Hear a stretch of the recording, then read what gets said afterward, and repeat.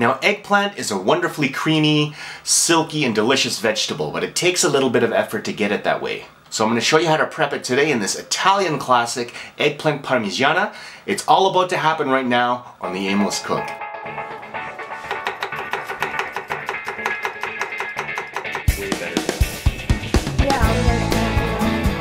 So I'm going to start with a 6-quart saucepan on medium heat with a couple tablespoons of olive oil. Now I'm going to add about a medium diced onion and about 6 cloves of thinly sliced garlic and cook them for about 8 minutes until the onions are soft. Once the onions are done, I'm going to add some carrot.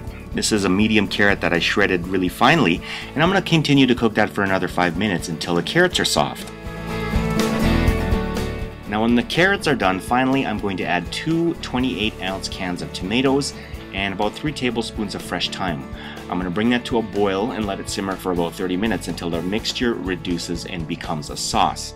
Now at this point you can hit it with an immersion blender or a potato masher to keep it nice and smooth, or you can leave it rustic and chunky.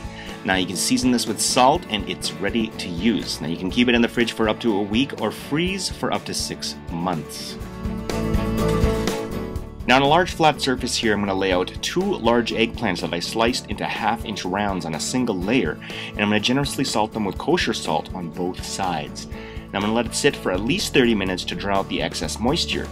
Now during this time, which is very important by the way, they're going to start to become wet as the moisture is drawn out. You're also going to notice that the texture is going to change because of the cellular structure of that flesh is collapsing. This is important now because it won't suck in all of the oil from the grilling. Now when the eggplants have sat for 30 minutes, dry off the excess moisture with a towel and brush with olive oil. We're going to grill them on medium heat until they have some nice color, and then we're going to set them aside. So now in a small skillet, we're going to add about 2 tablespoons of butter and about half a cup of panko breadcrumbs. Add a pinch each of garlic powder and dry parsley and toss until lightly toasted. When that's done, just set it aside. Now let's move on to the assembly, or aka the fun part. Starting with a casserole dish or an individual oven-proof serving crock, what I'm going to do is we're going to assemble this dish by starting with a layer of sauce on the bottom, followed by a slice of eggplant, some more sauce, and then some mozzarella cheese. Now I use smoked mozza, but you can use whatever mozza you can get.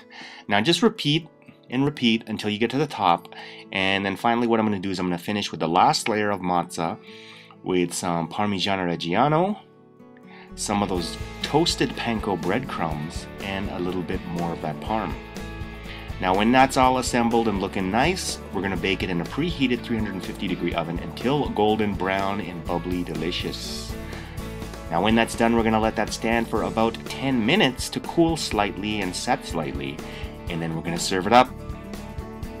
So that is it. That is my recipe for an easy eggplant parmigiana. It's oh so incredibly delicious. It's one of my favorite cheesy, melty dishes, other than mac and cheese. Which brings me to my question of the day. What is your favorite melty cheese dish? Let me know in the comments down below, and we will see you next time. Apparel by mediumrarechef.com. For more recipes, videos, and more, visit us at www.theaimlesscook.com.